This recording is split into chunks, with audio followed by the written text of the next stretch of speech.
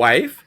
We're going to be doing an interviewing thing on Thursday, November 10th. Somebody wants to talk to us and they want us to talk back. Yeah, weird, right? Okay, yeah, so tell me more about it. Yeah, so we're going to be having a discussion on Twitter Spaces with OK Atheists, and they host a live discussion every week on Twitter. And we will be discussing things like who we are and why we're doing what we're doing and all kinds of stuff. So also at the end of the discussion, there will be a chance for our listeners to ask us questions. So this is a great opportunity for you guys to have a chance to talk with us. That sounds amazing. What if you don't know how the interwebs work? You mean like me? Yeah, I mean. Well, if I know you, you're going to put links to the OK Atheist Twitter account so that everyone knows where to look for the live feed link. And while we can't add it to every episode, if you're interested in joining us, check out the show notes on this week's episodes, starting with Monday's episode, 1 Chronicles chapter 21. Sounds great. I can't wait to see everyone there. Yeah, me too. See you guys on Thursday at 8 p.m. Eastern Standard Time. Acast powers the world's best podcasts. Here's a show that we recommend. Living in America today often feels like living in a movie, a mashup of Blade Runner, A Clockwork Orange, and Idiocracy. The pandemic, the mass shootings, the climate on fire, the economy ravaged by recession and inflation, the electorate addled by conspiracy theories, and our democracy on the brink, with Donald Trump trying to push the whole thing right off a cliff. I'm John Heilman from Showtime's The Circus and MSNBC, and in Hell and High Water, my weekly podcast for The Recount, I explore this apocalyptic moment with seminal figures in politics, entertainment, tech, the media, and beyond. The conversations are deep and rich and bracingly real, but also surprisingly hopeful. So join us every Tuesday, wherever you get your podcasts, as we grapple with the fact that, to quote Bob Dylan, everything is broken, and try to figure out how to fix it together. Acast helps creators launch, grow, and monetize their podcasts everywhere. Acast.com.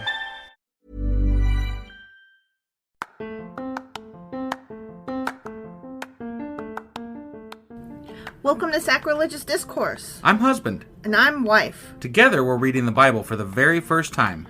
We grew up without religion and wanted to know what all the fuss was about. Well, what have we learned so far? That God is a dick, and apparently some people believe in talking donkeys. We're not trying to pass ourselves off as experts. Nope, we're just reading the Bible for the first time and giving our first take reaction. If you'd like to join us in this venture, you might consider starting at episode 1. Otherwise, jump in wherever you like.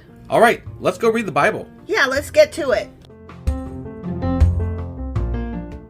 Husband. Wife. Do you remember what happened yesterday? Satan. Satan. First mention of Satan. Hell yeah. And potato sack wearing. Mm-hmm. David did a census and it was a no-no. Right. And God likes to punish people for things that kings do. Right.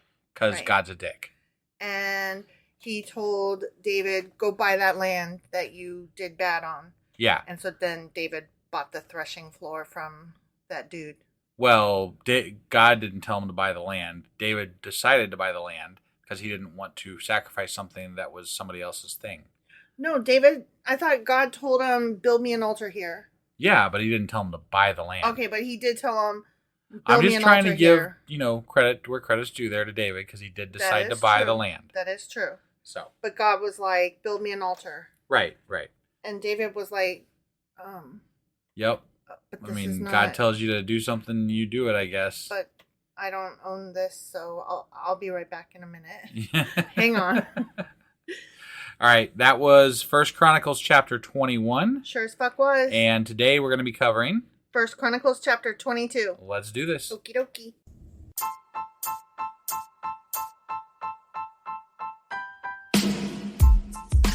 Hey, wife. Yes, husband. Did you know that we are now on Patreon? Yes, because you told me, but also, no, tell me more. So we're on Patreon now. Are we? We are, and our supporters can go there and support us, and we have multiple levels all the way up to You Killed God. That sounds really drastic and escalated quickly-ish. Well, no, there's multiple levels before there, so it escalates on a sliding scale of, cheap to not cheap. Oh. But, we can definitely use any amount, so, any support is always appreciated. So what exactly is Patreon? It's a place where you can show your support for our podcast. And Just our podcast? any podcast or any performer. But, we're the ones that, you're listening to right now. So maybe you should, support us. That'd be awesome. That would be awesome. But we love you anyway. So all you got to do is go to Patreon, look up Sacrilegious Discourse. It's actually patreon.com/sacrilegious discourse is our actual main page there. So head on over and send us some love. Yeah.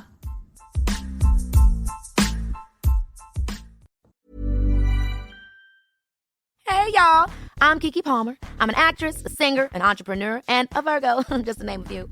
I'm proud to introduce you to the Baby This Is Keke Palmer podcast, exclusively on Amazon Music.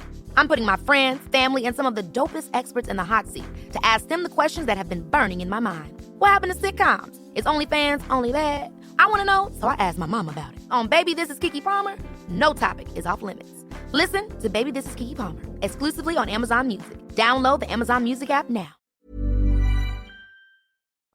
Okay, First Chronicles chapter 22. Okay.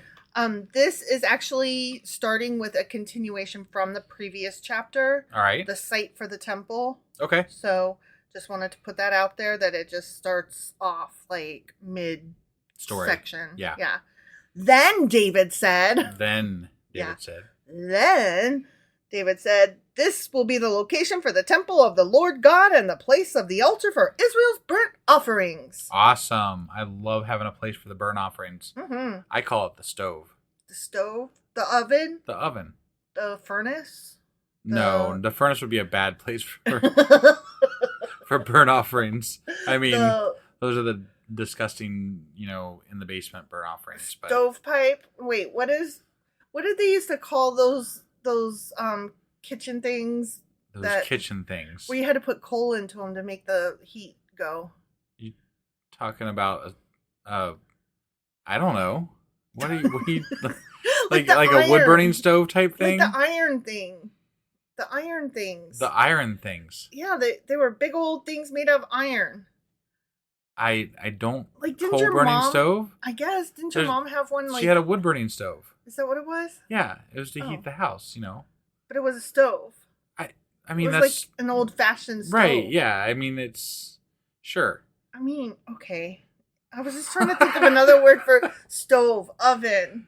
And then you just went off the rails. No, I wasn't off the rails. I was on the rails. You just didn't go with me. Got it.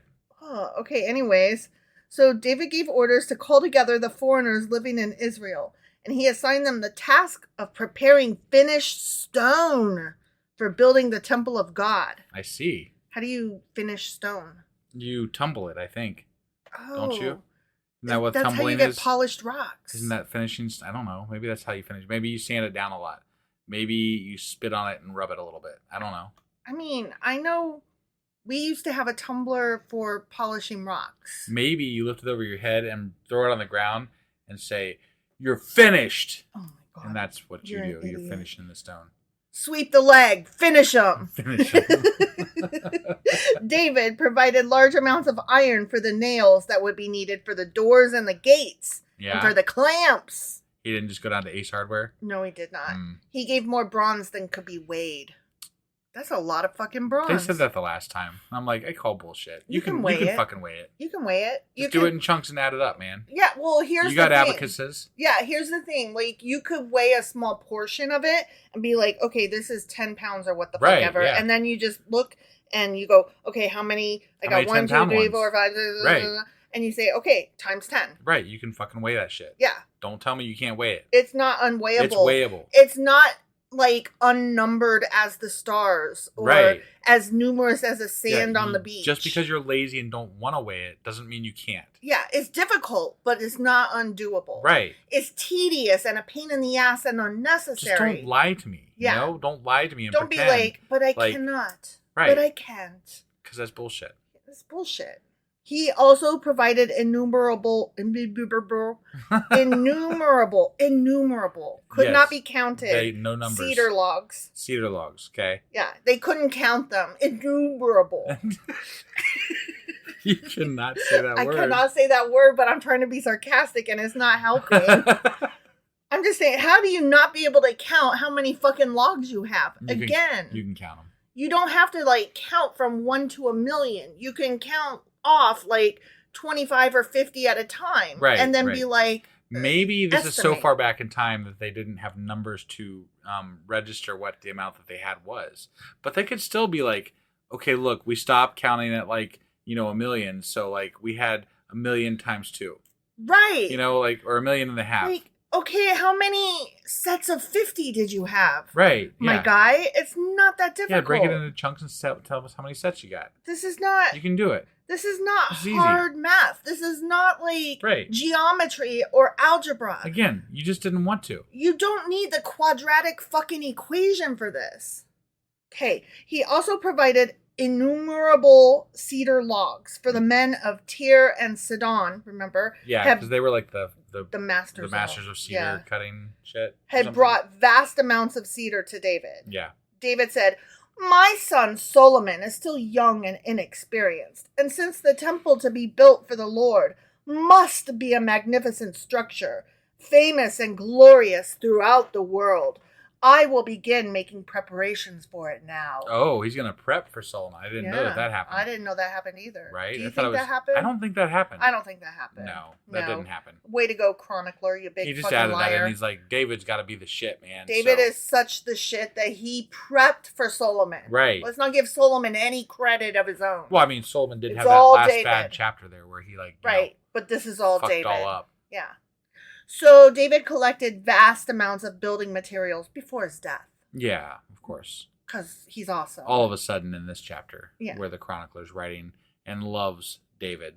He should lick his butthole. I mean, it's, if he wants to, he can, I guess. I'm just saying. He's dead, though. That might be pretty nasty. He's so in love with him. Just saying. Then David sent for his son Solomon. He called for his pipe and he called for his fiddlers 3. You know what I'm talking about? No. Old King Cole was a merry old soul, and a merry old soul was he. He called for his pipe, and he called for his son, and he called for his fiddlers 3. Got it. Never heard that before? I have. Okay. I just, not on the tip of my brain. Well, anytime it says he sent for his son, that's all I could think of is Old King Cole. Got it. I don't know why, but okay. Because he sent for his son. Yeah. He called for his son, and he called for his pipe. What does that have to do with King Cole? Because he sent for his son. I'm still not following. They both sent for their son. Okay. He called for his son, and he called for his pipe, and he called for his fiddlers 3. Oh, okay. All right. I got it. Literally, it doesn't, I don't know. They both called for their son. I get it now. Okay. Well, you're slow, and I was on that. You were on it. Okay. So then David, much like King Cole, sent for his son Solomon and instructed him to build a temple for the Lord, the God of Israel. Okay. So David is telling Solomon. Right. He told him. Yeah. I don't think that happened either. I don't think that happened. Because that's not how it was portrayed to us when we read the Book of Solomon. No. "My son," said David, "I want to build a temple to honor the name of the Lord my God," David told him. "But the Lord said to me, you have killed many men in the battles you have fought.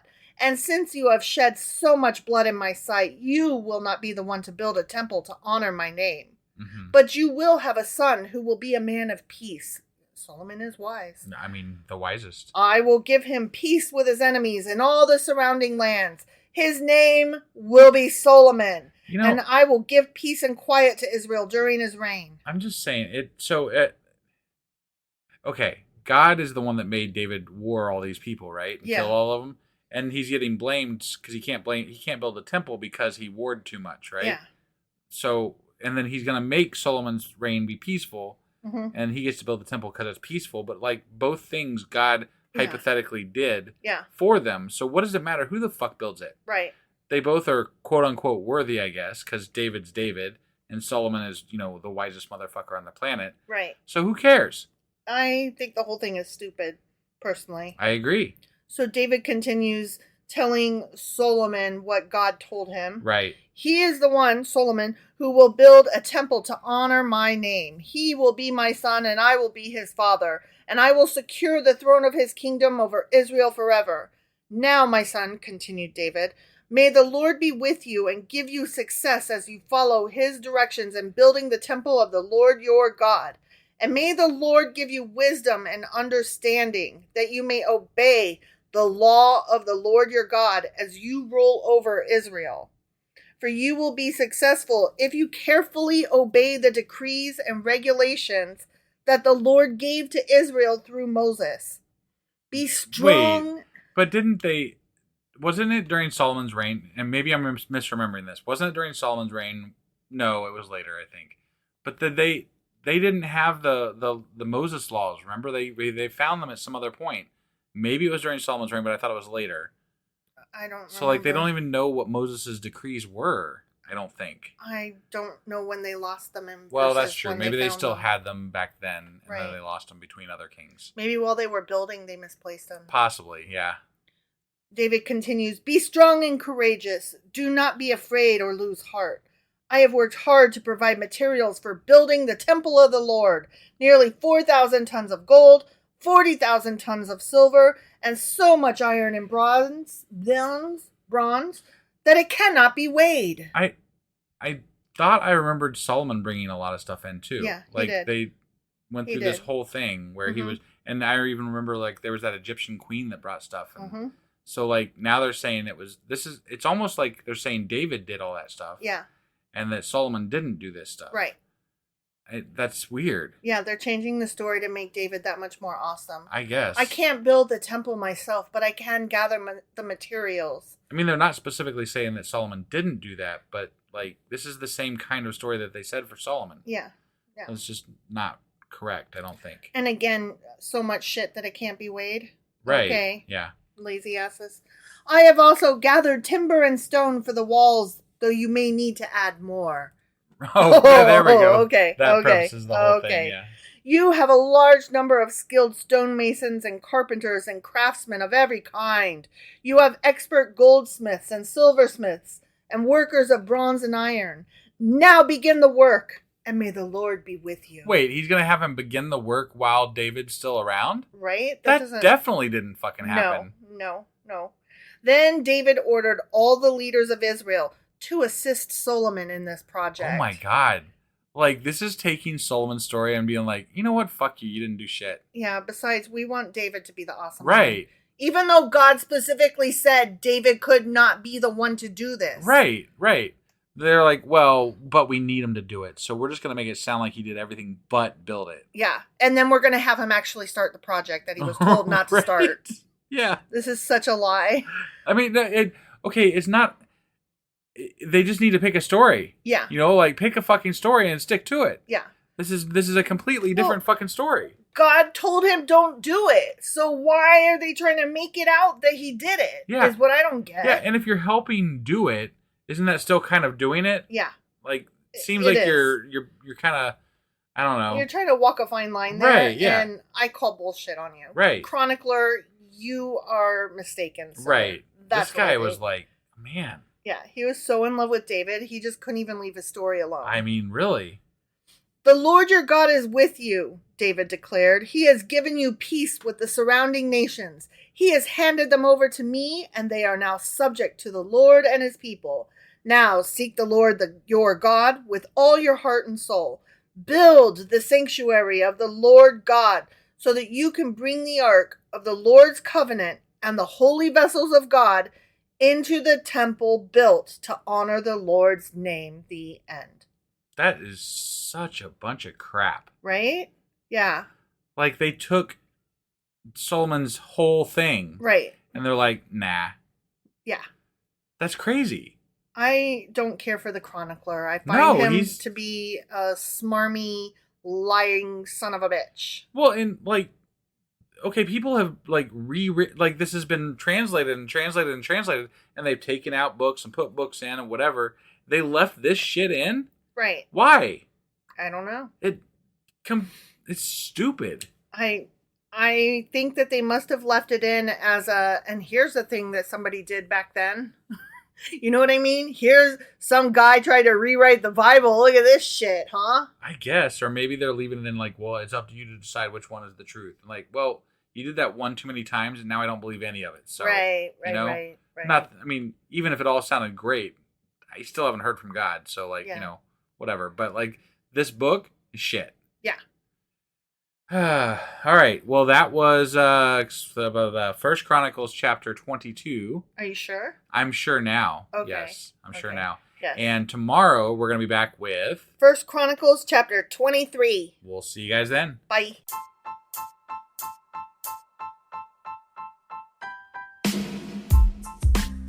Hey, wife, I guess that's the end? But husband, that's just sad. It doesn't have to be. We are on lots of social media platforms like Twitter. Our handle there is sacrilegious_D. For D's nuts. Oh my God. Stop doing that. Anyway, we're also on Facebook, Instagram, and Pinterest. There's a link to all of our social media sites at our website.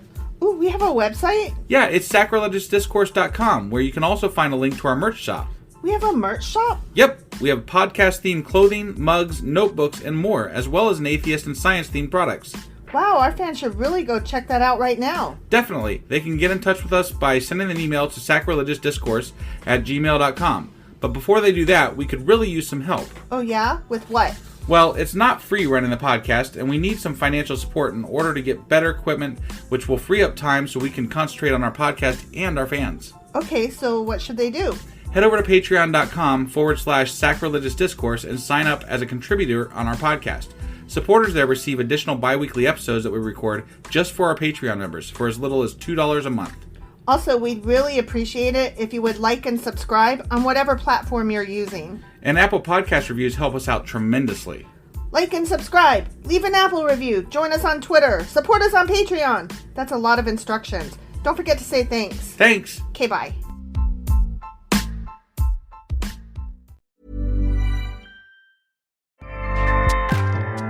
Acast powers the world's best podcasts. Here's a show that we recommend.